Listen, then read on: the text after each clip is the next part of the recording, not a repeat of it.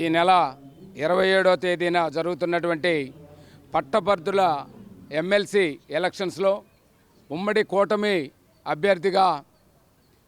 ఆలపాటి రాజేంద్ర ప్రసాద్ గారు, మాజీ మంత్రివర్యులు,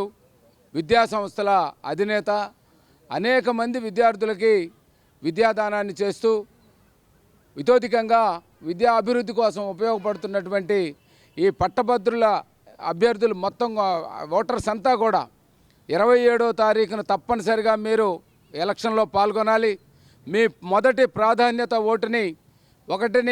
ఒకటి మీద వేసి